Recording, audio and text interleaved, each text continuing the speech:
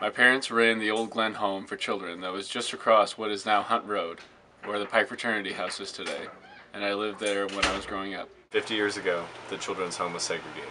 The white kids lived on the East Hill, where the fraternity house with the big white pillars sits today. And the black kids lived on the West Hill, where some of the faculty lives nowadays in condos. My father integrated the children's home in 1963. Unless you lived through the civil rights activism of the 1960s, you really can't imagine what that was like. But suffice to say that the decision to integrate the children's home was controversial in the community, and it didn't go altogether smoothly. I learned awfully much in that time. Mostly what I learned is that what differentiates us one from the other, much more than the color of our skin, is the size of our aspirations. Well, we at the children's home didn't have much for aspirations. It didn't matter much the color of our skin. We didn't aspire too much. Our world was small. We weren't informed by media or the internet. We weren't coached or counseled to have aspirations.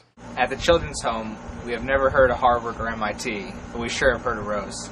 Rose was an all-male school back then. We knew Rose was a special place, and we knew it was for special boys. We knew it wasn't for us. There wasn't anything special about us at all. It just never occurred to us to aspire. We used to always sneak across the railroad tracks, now a bicycle path. We could always find a way to get into the old Shook Field house and play. We'd pull off our shoes and run around on the hardwood floor, playing imaginary basketball.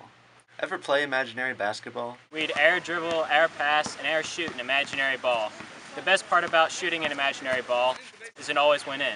We knew Rose, but we didn't dare aspire to Rose. Rose was a special place. It was for special boys. After I graduated from high school, I studied psychology for 3 years before the reality of the job market occurred to me. In the early 1970s, I would have been lucky to get a job sweeping floors in a mental health clinic with a bachelor's degree in psychology. So I screwed up all the courage I could muster and drove into the driveway of Rose-Hulman. My mother had worked as a secretary to the admissions officer after my folks left the children's home, so I knew where to find his office.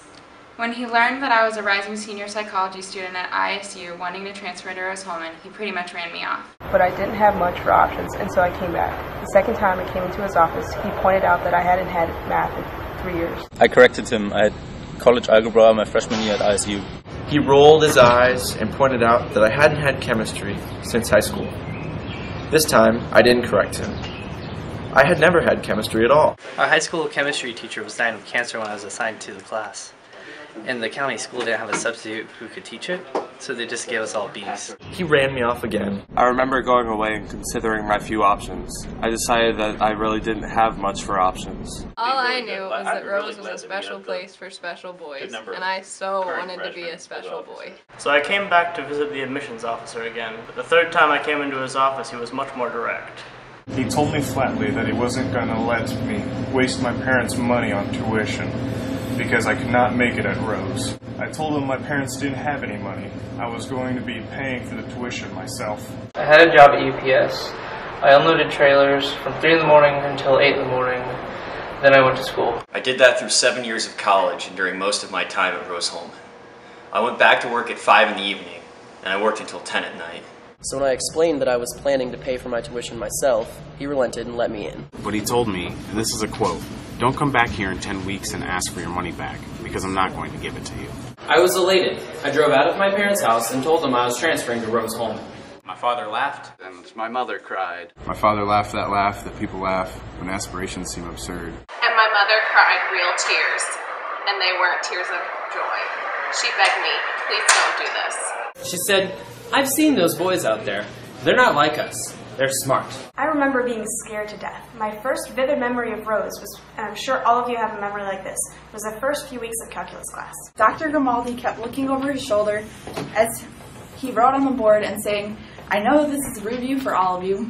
After a few weeks, my advisor, Dr. Lobo, called me in and told me he thought I should try the technology program at IUC. All I heard him say was, "You aren't like the other boys.